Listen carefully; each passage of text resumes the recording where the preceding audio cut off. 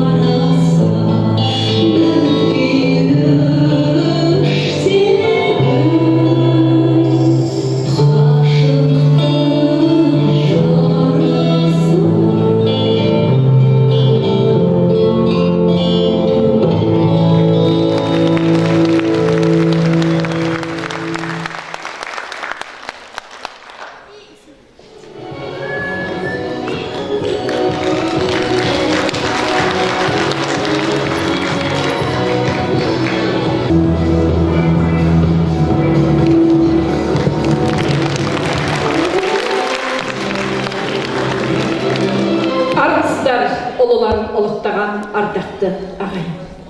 Игілікті істің басқасында жүретін Қарағанды болашақ жоғарғы колледжінің ұйымдастыруымен колледж директоры, экономика ғылымдарының кандидаты Мамраева Ғайни Баймағамбетовнаның қолдауымен өткізіліп отырған қазақ ақыл ойының заңғар биігі, қазақ әдебиеті мен мәдениетінің алыбы, қазақтың ұлы ойшылы, хакім Абай Құнанбайұлының 175 жылдығына арналған адамзаттың алыбы Хакім Абай атты әдеби сазды кешке қош келдіңіздер.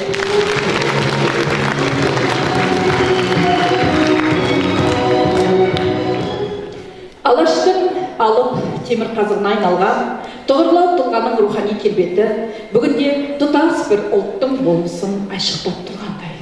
Абайды жаңа ғасыр биігінде тану рухани жаңғырудың басты һәм маңызды тірегі болуы тиіс деп мемлекет басшысы Қасым-Жомарт Тоқаев ұлы ақынның 175 жылдық мерейтойын кемелдік пен парасат биігінде атап өтуге ерекше мән берген болатын.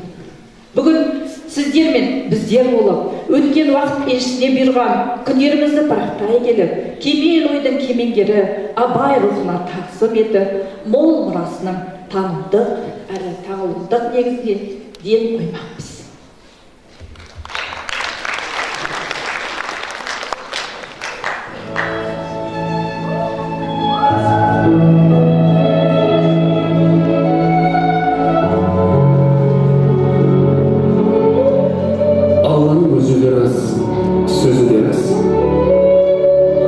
Ешқашанда жалған болмас. Көп кітап келді аладым оның төрді, Алланы танытуға сөз айырмас. Махаббат бен жаратқан адамзатты, сенде сүй бол Алланы жанынан тәтті. Адамзаттың бәрін сүй бауырым деп, жан өзі деп хақ жолға әділетті.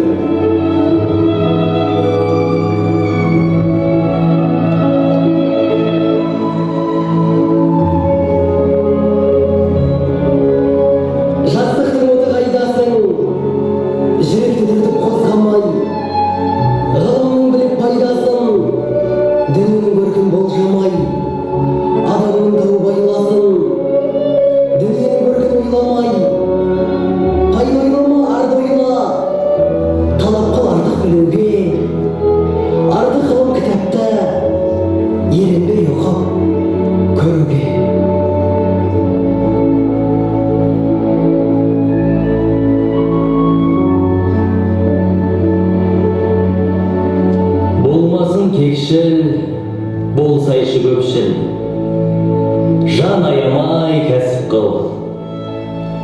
Орынсыз ыржаң, болымсыз қылжаң, болама дәулет нәсіп бұл. Еңбек етсең ерінбей, тояды қарның тіленбей. Егіннің ебін, сауданың тегін, үйреніп ойлап мал ізде. Адал бол, байтап, адам бол малтап, қуансаң қуан сол кезде. Біріңді қазақ, бірің дос, көрмесеңсің бәрі бос.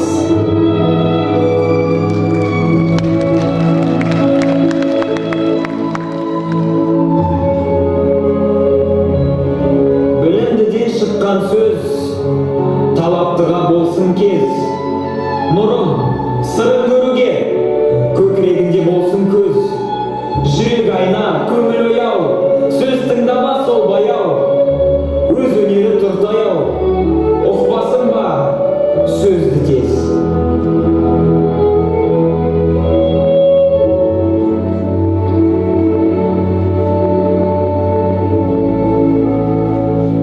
Жүректе қайрат болмаса, ұйықтаған ойды кім түртпек? Ақылға сәуле болмаса, хайуанша жүріп күрелтпек. Мал далаға жан мен тән, ақыл сезім болмаса, тіршіліктің несін тереңге бет қоймаса.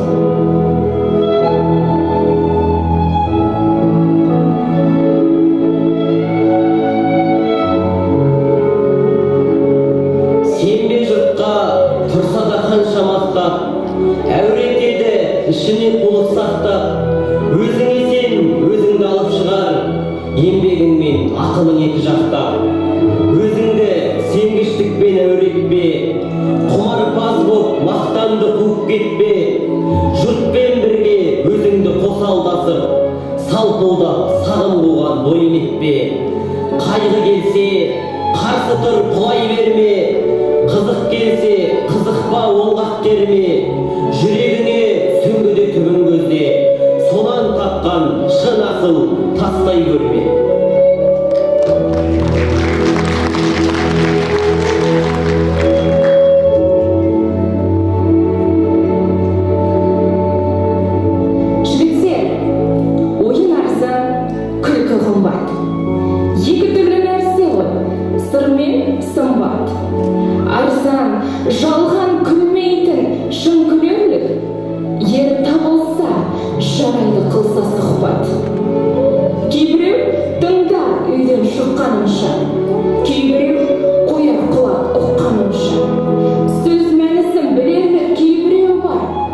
абайлар әрбір сөзді өз халынша. Бірін сөйле сөзін тосып, бірін хиссат, құрмет етсін. Тұрғандай бейне қорқып, жанын шошып, жолдастық, сұхбаттастық бір үлкен іс.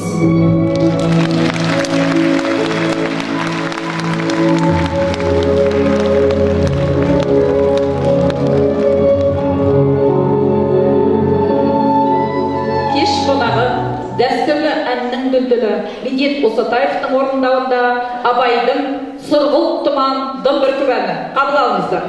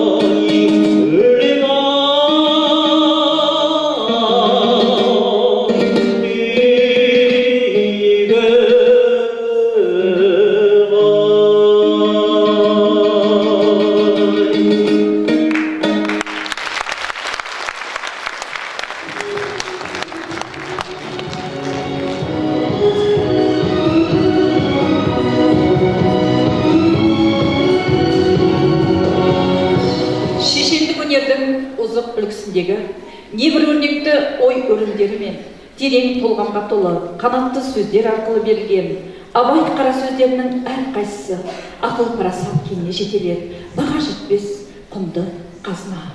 Сол қазынаны қайталап оқып, қайталап тыңдаған сайын қазақтың санасына сәуле шашқан Данабайдың даналығына таң боласыз.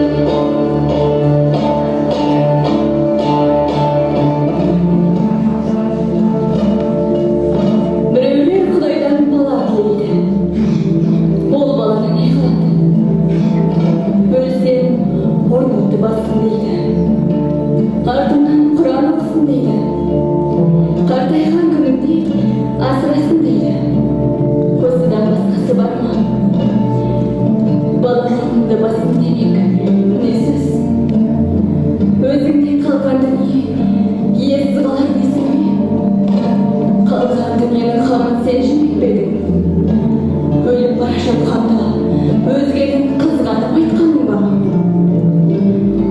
Баланың жақсысы қызық, жаманы күйік. Недір боларын біліп сұрадым.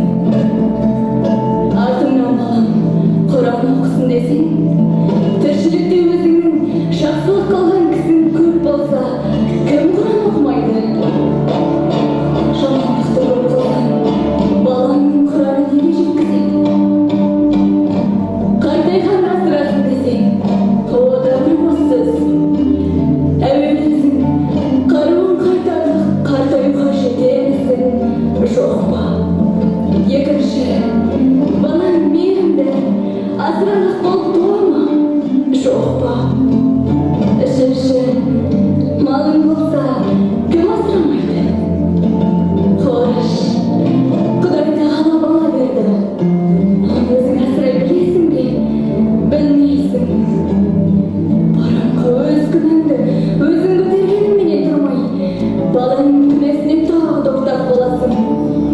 Әуелде балаңды өзің алайсың. Әне, оны берем, міне, мұны берем деп. Баста балаңды алғаныңа бір мәз боласың. Сонда балаң алдамшы болса, кімнен көрерсің? Және мал тілейсіңдер. Неге керек қылайын деп тілейсіңдер? Әуелі Құдайдан тілеймісің? Тілейсің. Құдай берді. Берден алмайсың. Құдай тағала саған еңбек қылып, малда барлық қуат берді. Ол қуатты халал кәсіп қылар ғұрға жұмсаймысың? Жұмсамайсың. Ол қуатты орнын тауып, сарқыларды біледі ғылым берді. Оны оқымайсың. Ол ғылымды оқыса, ұғаны ақыл берді. Қайда жібергеніңді кім біледі? Ерінбей еңбек етсе, түңілмей ізденсе, орнын тауып істесе, кім бай болмайды? Қош, сөйтіп жүріп ақ, мал таптың, байдың. Сол малды сарып қылып, ғылым табу керек. Өзіңе табылмаса, балаң тапсын. Ғылымсыз ақыретте жоқ, дүниеде жоқ. Ғылымсыз оқылған намаз, тұтқан роза, қылған қаж, ешбір ғибадат орнына бармайды. Ешбір ғибадат орнына бармайды.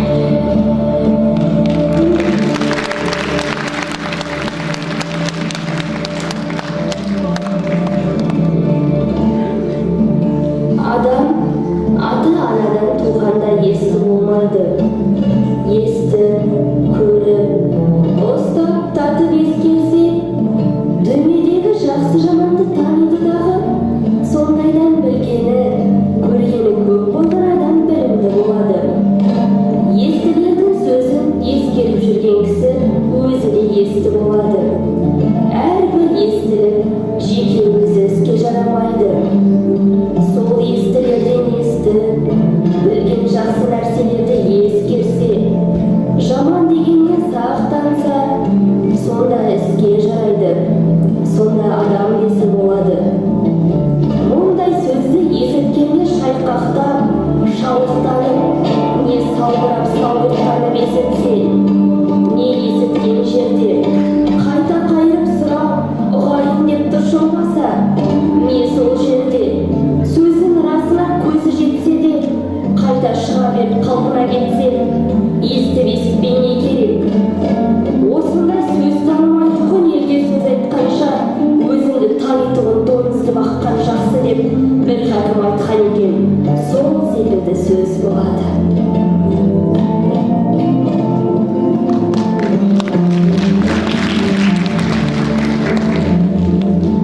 Қазақтың бір мақалы, өнер алды бірлік, ырыс алды тірлік дейді.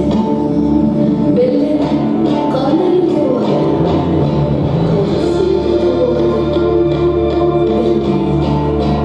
Қазақ ойлайды, бірлік ат орда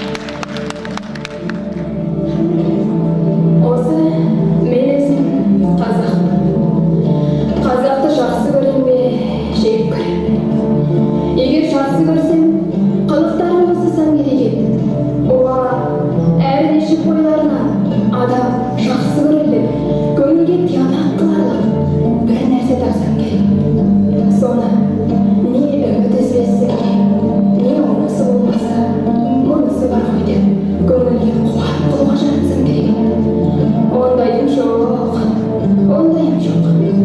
Егер жек көрсең, сөйлеспесең, мәжілістес, сырлас, кеңестес болмасаң керек еді.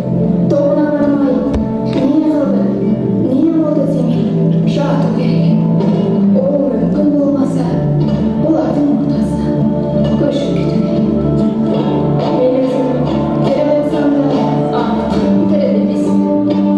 Әншейін осылардың ызасынан ба, өзіме өзім ыза болғаннан ба, яки бөтен бір себептен бе, білмеймін. Сыртым сау болса да, ішімнің қапты. Ашулансам ызалана алмаймын, күлсем қуана алмаймын. Сөйлегенім өз сөзім емес, күлгенім өз күлкім емес. Бәрі әлдекімдікі. Қайраттығымнен қазақты қиып, бөтен жаққа кетпек түгіл. Өзім жақсы көріп, үміт етіп жүріппін. Қашан әбден біліп, үмітім үзілген кезде, өзге жаққа барып, жауапты өз қылып, үйге қаламын. Тегіндермен, бұл да жақсы. Өлер кезде әттеген ай, сондай қызықтар қалды ғой. Қайғы болмай, алдыға дүлей болмаса, артқа ала алмай өлуге.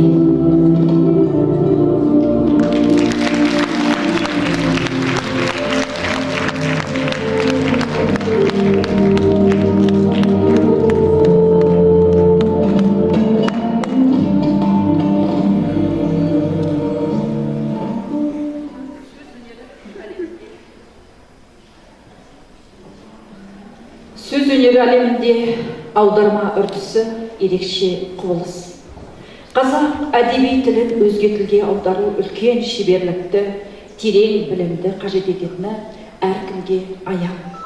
Осы орайда абайтану мәселесінде өзіндік қолтаңбасын қалдырып, еңбегін сіңірген білікті аудармашы, қарағандылық ғалым Житников Сергей Анатольевичтің поэтикалық вариацияларына құлақ түрейік.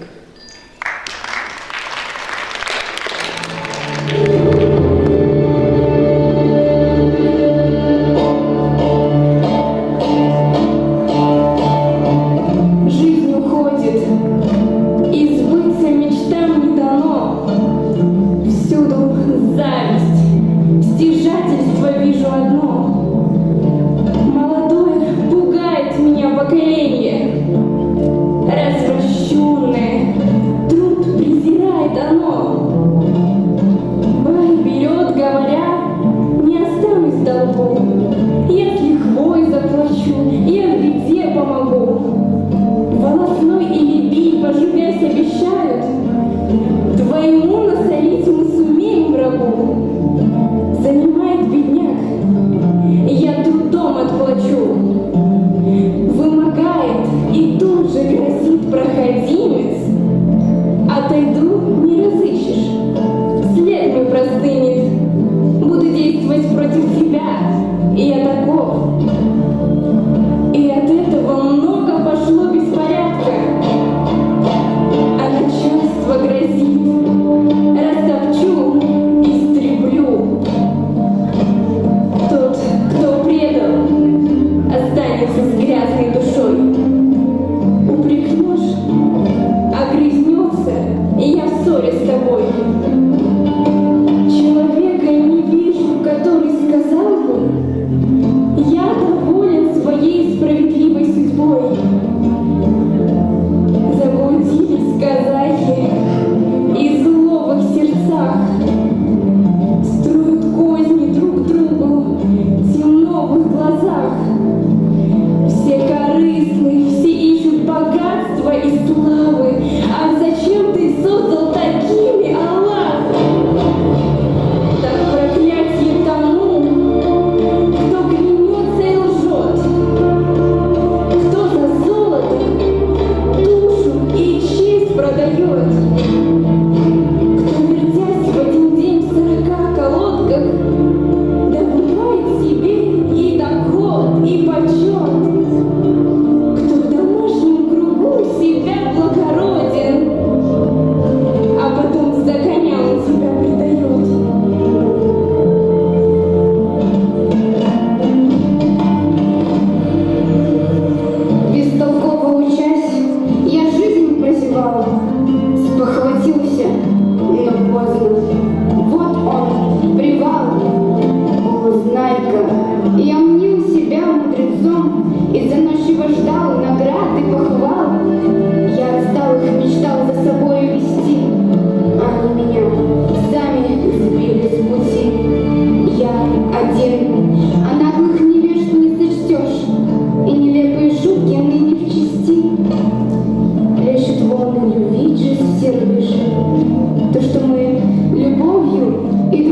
назовем, лишь сила для сердец, что соткан из лжи. Ни друзей у меня, ни любимой нет. Я устала по юной исходе лет. О, каким необъятным казался мне мир той порой, как встречал я жизнь и рассвет. Дружба даром надежды. Это вечная связь. Речи друга с души твоей смоют грязь. Я взлелеял дружбу, но злобный глупец растоптал ее, надо мной глумясь. Я ищу эту дружбу. Нет никого. Кровью сердца зову, повсюду мертво. Я приятелей тьмы обрел без труда, но любимого друга ни одного.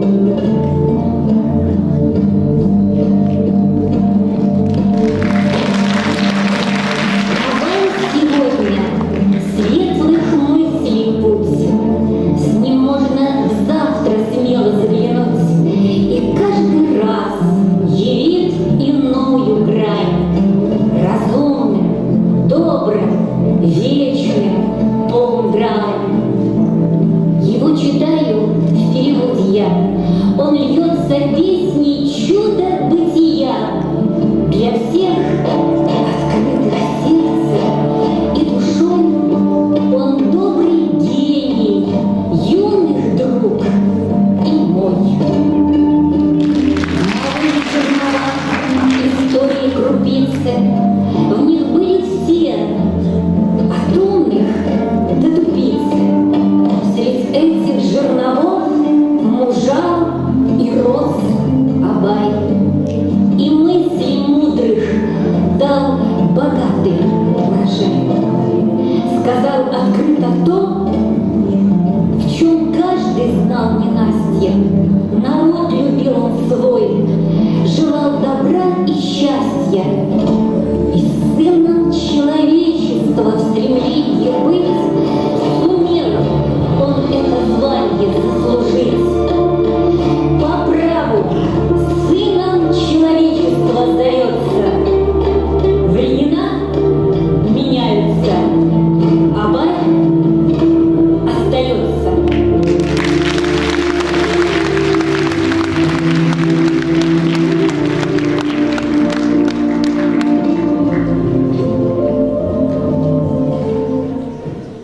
Қараңғы түнде тауға қап, мәңгіліктің өз тынысындай алуан сырлы түн сарынды тыныштық музыкасы береді аққа.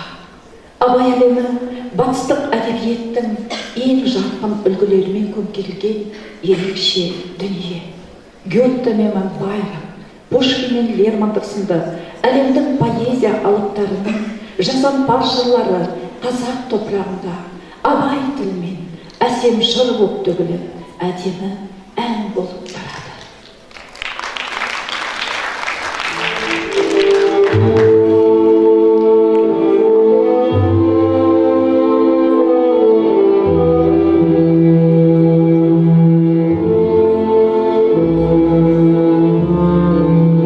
Қараңғы түнде тау қалған, ұйқыға кетер болдырған, даланы жым-жырт дем салған, түн басар солған.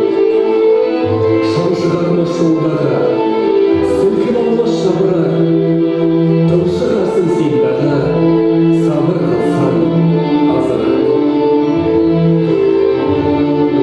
Über allen Gipfeln ist Ruhe. In allen Wipfeln spürst du kaum einen Hauch. Die Vögelein schweigen im Walde. Warte mal, balde ruhst du auf. Горные вершины спят во тьме ночной. Тихие долины полны свежей мглой. Не пыли дорога, не дрожат листы. Подожди немного, отдохнешь и ты.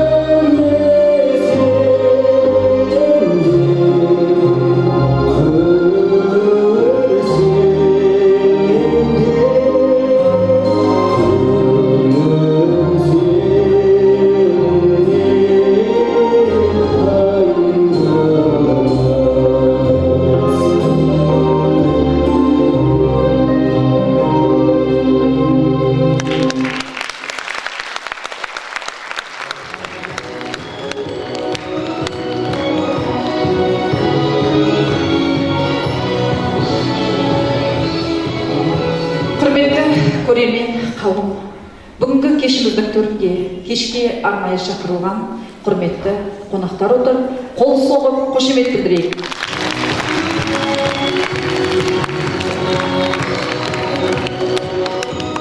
Сөз тізгіні өрлеу біліктілік тарту ұлттық орталығынан келіп отырған институт өкілі Көшербаев Ержан Құрмашұлына, Рухани жаңғыру жобалық кеңсесінің басшысы Жұмағұлов Айтбай Ботбайұлына, Қазақстан жазушылар одағының мүшесі, Шабыт халықаралық фестивалінің лауреаты Қайрат Асқарұлына беріледі.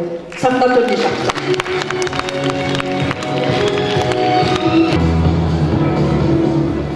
Ассаламағалейкум, ардақты ағайын, жалынды жастар. Шын мәнінде біз басқа жұрттан қарағанда көп ілгері, көш ілгері, көп бақытты халықтардың біріміз.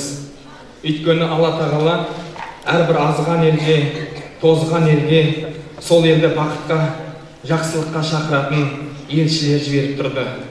Бірақ Алла тағала бізге соңғы пайғамбарымыз Мұхаммедті берекемен артынан бізге Абайдай пайғамбардың жолын жалғастырған ұлы хакімді берді. Сондықтан бір данышпан айтты, қазақтан шыққан, абайы жоқ елді аяймын деп.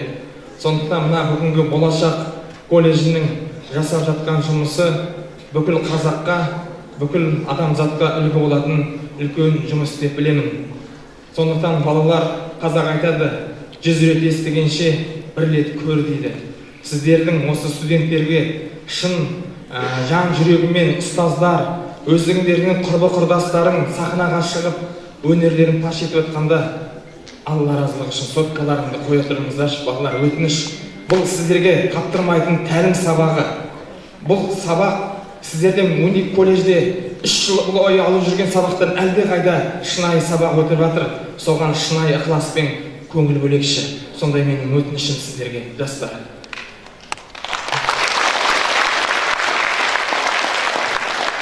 Біз жаңада айтып жатырмыз, Абайы бар еліміз, Абаймен мақтанамыз. Енді Абай хакім айтады, келдік қой мінекей талай жасқа, көз жетті бір қалыпта тұра алмасқа. Адамды сүй, Алланың хикметін сез, не қызық бар дүниеде бұдан басқа дейді. Біз бір-бірімізге дос, бір-бірімізге туыс және бауырымыз. Тағы да Абай айтты, біріңді қазақ бірің дос, көрмесен істің бәрі бос деді. Біз әрқашанда бір-бірімізге дос, туыс, бауыр, жан ашыр тілеуқор болсақ, біздің қасымыз өрге демалайды.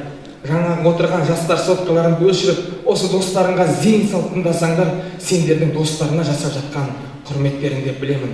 Сондықтан махаббатпен жаратқан адамзатты, сен де сүй, ол Алланы жанынан тәтті, адамзаттың бәрін сүй бауырым деп, және хақ жолы деп әділетті дейді. Абайдың жүрегіне бүкіл адамзат сыйған, сондықтан да адамзаттың алыбы дейді. Сондықтан біз Абайды жаттап қана қоймауымыз керек, біз Абаймен өмір сүруіміз керек. Бірақ бүгінгі жастар, бүгінгі заманның креативный жастарысыңдар, жаңашылсыңдар сендер. Заманға сай өмір сүру керек. Абай соны айтып кетті. Абай кезінде орыс тілін біл десе, қазір Абай тілі болса айтатын еді, ағылшын тілін де біліңдер дейді. Тіпті Абай тілі болса, Қытайдың да тілін біліңдер деп айтатын шығар. Өйткені оның зарарын білуге дейді. Бізге елімізге небір қауіп қатерлер, пәле қауіптар келе жатыр. Соның тілін, соның алдын қайдаратын, соның біз жаудың тілін білуіміз керек. Сондықтан Абайды оқу арқылы біз заманға бейімделіп қана қоймаймыз, біз заманның көшін алдыға жетелейміз. Сондықтан сол жастар сендерсіңдер деп ойлаймын. Сендердің барлықтарына Абайдың, біздің халқымыз айтқандай, Абайдың ақылын берсін. Біреулер басын берсін, Абайдың басын бере алмайды ешкім. Абайдың ақылын берсін сендерге, даналығын берсін. Осы болашақ колледжінен, болашақ университетінен Абай сияқты ғұлама хакімдер, данышпандар көптеп шығуға Алла нәсіп етсін. Бастамаларыңызға мыңдаған рахмет.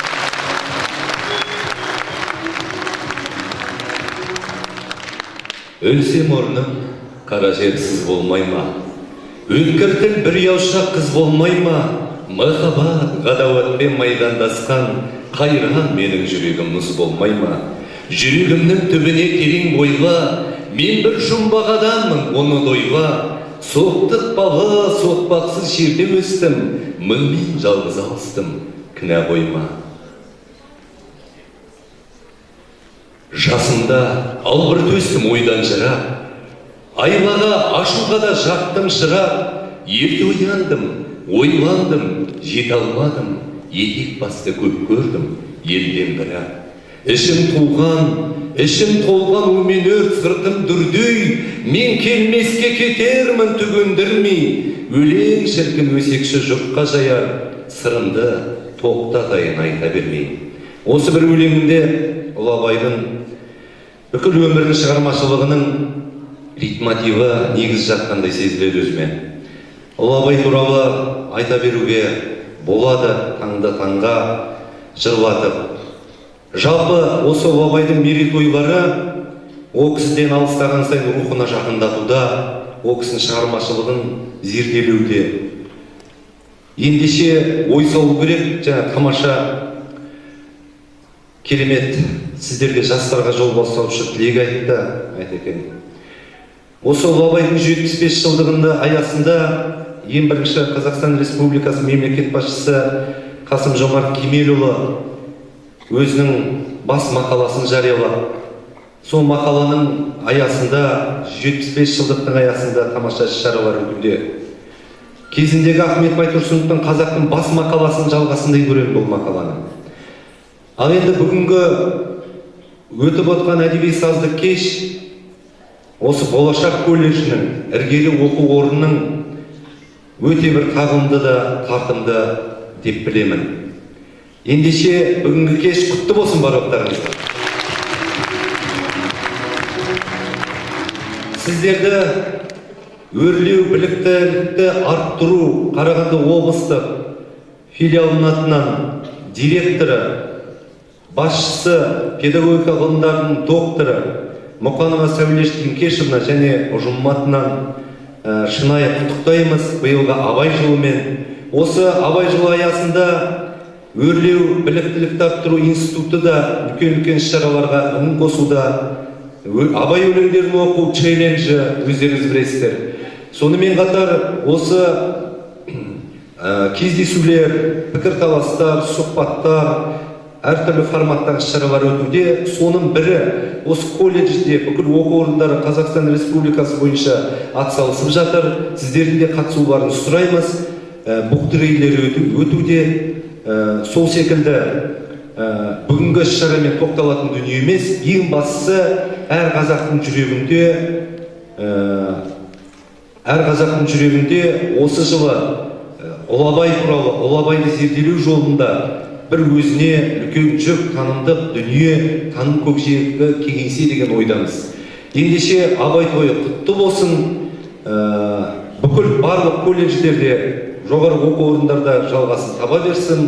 Бүгінгі ұйымдастырушыларға ыстық ілтипатымызды білдіреміз. Осы Болашақ колледжіне толағай табыс, кәсіби даму және де ізденімпаз шәкірттер тілейміз. Рахмет. Армысыздар, қадірлі хакімін ұлықтаған, ақынын ұмытпаған, ақжүрек халық қадірменді бауырлар. Бүгін міне Қарағанды қазыналы қаламыздың үлкен міне салтанат сарайында өте бір игілікті іс-шара болып жатыр.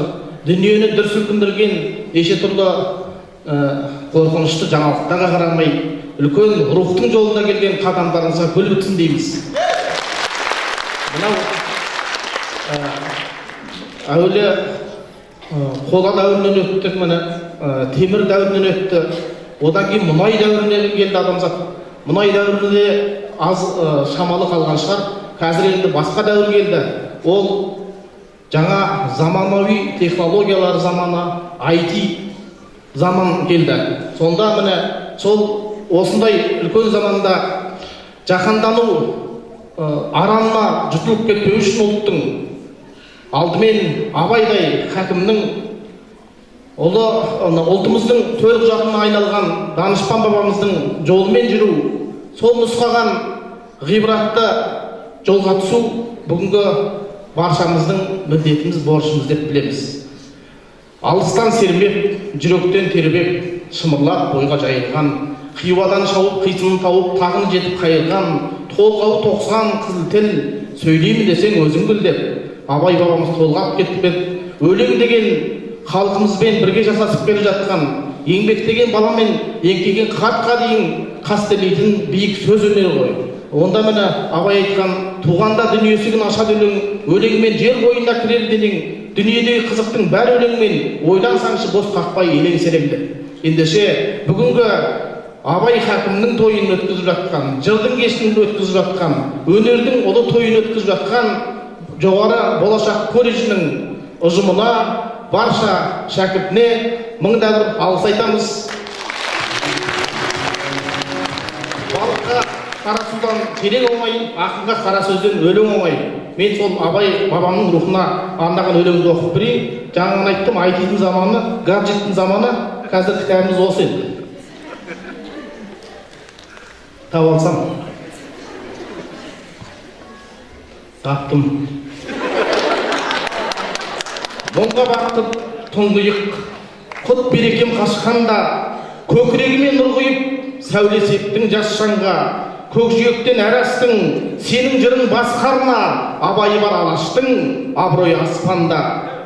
Қу дүниеге пенденің, құл нәпсісі қозғанды, жерде қалды жердегің, топырақ боп тозды әлгі, нарға артатын жүк бөлек, уақыт көші қозғалды, Қарынбайдан түк те жоқ, ал Абайдан сөз қалды.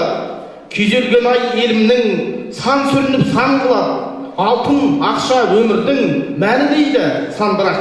Өткен күннен бар әуез, байлық бекен бар мұрат, алтыбақан алауыз, алашың тұр абдырап. Заты текті заңғарым, нұсқа бедің тереңге, өзі де рас Алланың, сөзі де рас дегенде. Ар иманның шын нұрын, септігі жоқ себерге, ұялады түрліден, тиянағы жоқ елге. Шайырының бағасы, алтын тордың бұлбұлы, шыңғырғанын қарашы шырқыраған шындығы, тыйылмаса таласы, тозадау жұрт бірлігі, ел мен билік арасы, Күленбайдың тірлігі.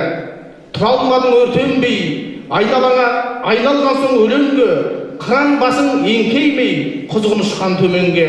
Зары бөлек заманда, қорған болып сен елге, тамшы ойнады жанарда, қамшы ойнады төбеңде. Кеміп айбар айбыны, бүлінбесін жұрт іші, сапырлы байлығы және баққан жылқысы, заманына адамы, қасқыр бар түлкісі, жат арқаннан қағады, миығында күлкісі. Өлең қалды артында, ермек үшін жазбаған, жүректерді чарпуда жырдың оты маздаған, мынау аңғал халқында сабыр болсын аздаған, қолдерімді нартуға әулиедей әз бабам.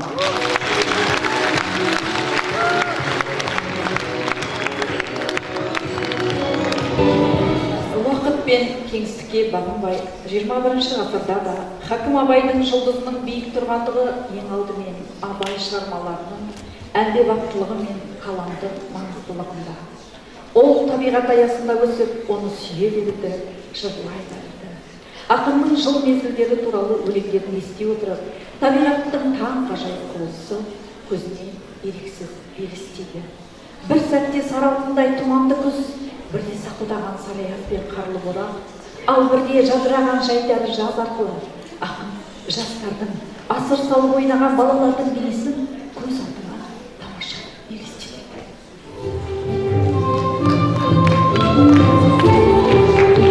Сұр бол, түзі суық қаптайды аспан, күз болып дымқыл тұман жерді басқан. Білмеймін, тойғаны ма, тоңғаны ма, жылқы ойнап, бие қашқан тай жарысқан. Жасашы бәйшешек шоқ бұрынғыдай, жастар күлмес жүгірмес бала шулай, қайыршы шал кемпірдей бізі кетіп, жапырағынан айырылған ағаш қурай. Қастырма қатарланып қайтса берме, астында ақ шомшы жүр ол бір керуен, қай ауылды көрсең де шабырқаңқы, күлкі ойын көрінбейді сейіл серуен.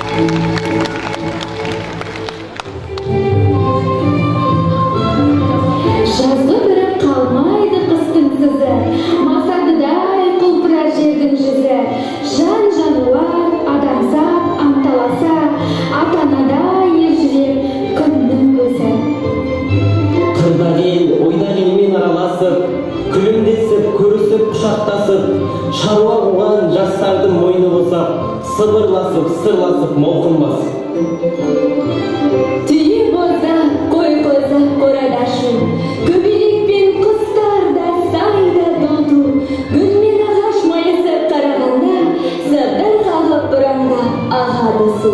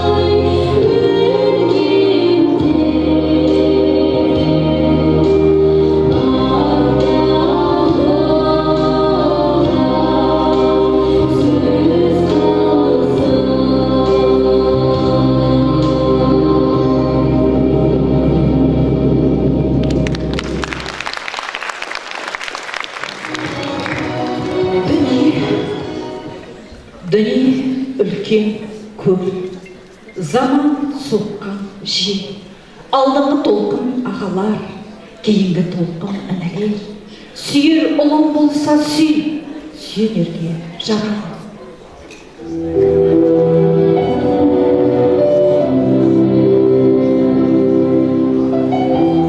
Кінә қойма, мұңмен жалғыз алысқан.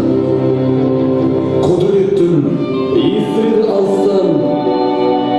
Сол құдірет адамзаттың абайына кейін келді ашқан. Кінә қойма, мұңмен жалғыз алысқан. Есірді сол жерден ғарыштан. Өтсе дағы арада қаншама жыл. Құдіреттің ұрпағымен қауышқан. Көңілдіңге толып бүгін маңайы, төгіледі атқан таңдар арайы. Жалпақ әлем жаттап жүрген жырларын, адамзаттың абайы. Көрсетсе де заманасы маңқысын, үркітсе де әуелеген түз құсын. Мақтанышпен тұр ғой қарап әлемге, кеуде керіп шыңғысын. Тербеп жатқан атын қазақ даласы, кемеңгердің келбетіне қарашы. Адамзатты жүгіндірген алдында, құдіретті Құнанбайдың баласы.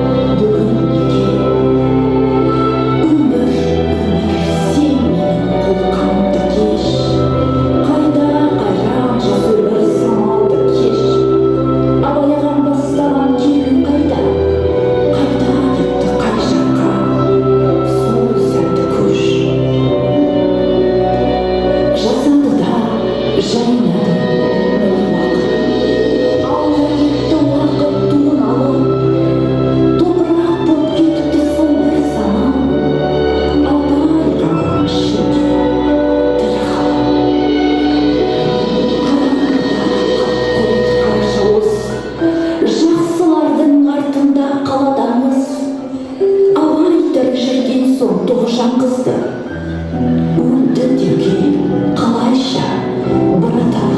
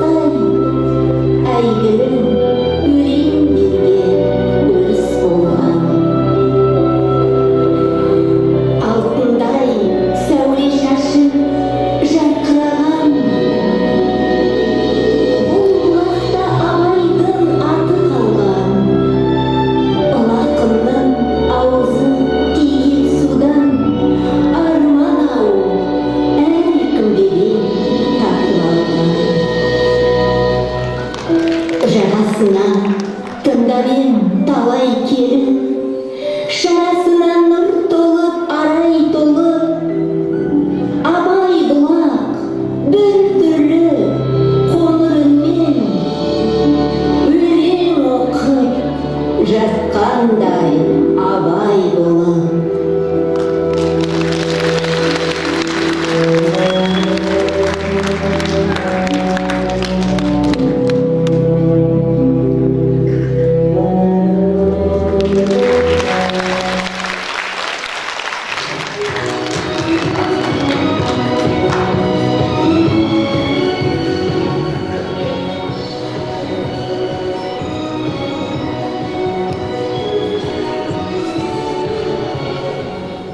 Абайдың поэзия әлеміне алғаш қадам басқан сәттегі алғашқы өлеңдері шығыс жұлдыздарына арналды.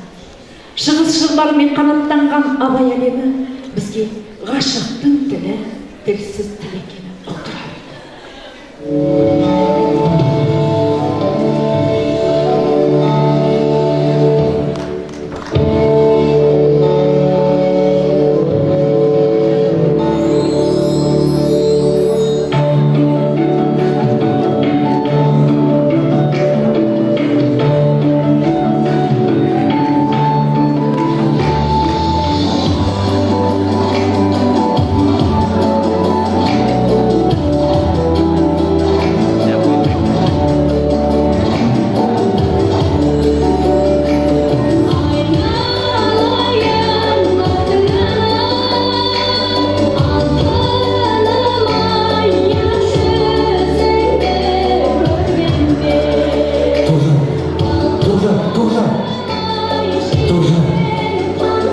Ауылыңда болған 2-3 күннің ішінде қиял ғажайып перизаттар елінде жүргендей әсем сезімде болдым.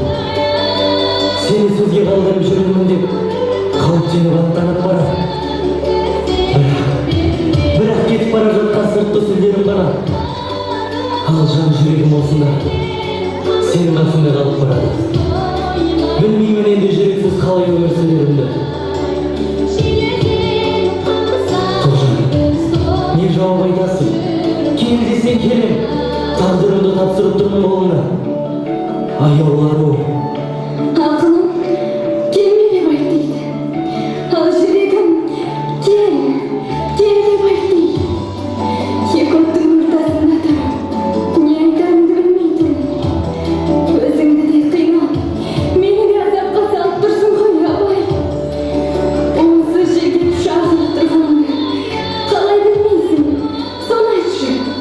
Неге білмеймін, неге сезбеймін, сезем. Бірақ бұлдыр ақыл мен сезем. Қазір мына баста ақыл да жоқ, ес те жоқ. Бәрі бұлдыр, бәрі күңгір. Есімді алған өзіңсің Тоғжан. Өзің бір жолыңды тауып, жауабыңды берші жан сәуле. Екеуміз екі жақта, жүрек қалауын, ақыл тезіне, уақыт сырына салып көрейік. Сонда жүрек не керек екен, ақыл не керек екен. Мүмкіншілік тола, сабасына түсіп, ақылға келіп. Болды, сен жеңдің, мен жеңілдім. Абай, жолың болсын. Амандығыңды Алладан сұраймын. Өткен уақытта хабарыңды күтсем, жолыңды тосам. Қош. Тоғжан! Жарқ етпес қара көңілім не қылса да, аспанда ай менен күн шағылса да, дүниеде сірә маған сендей жар жоқ. Саған жар менен артық табылса да.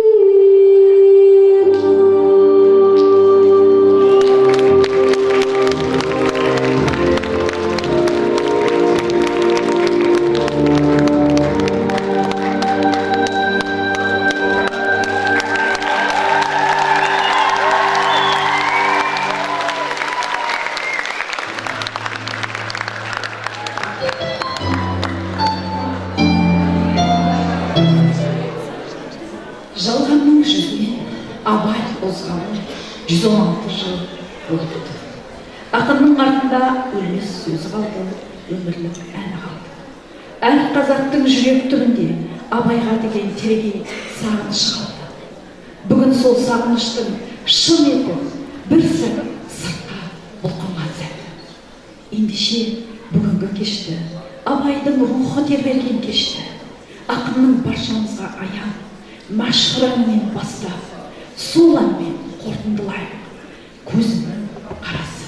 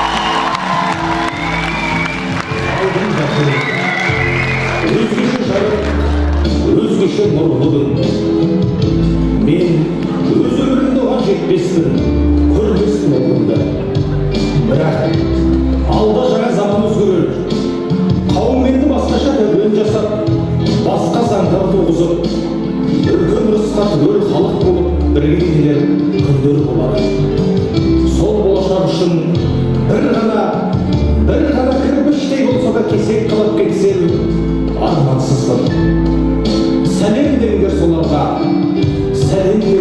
достарымыз, ардақтасын қазақ елін, ардақтасын ұрпағын.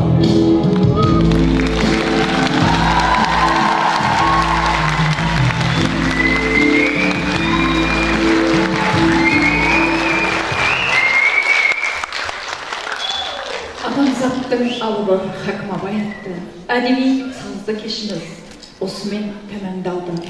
Көріп тамашалағандарыңыз үшін мыңда бір алғыс.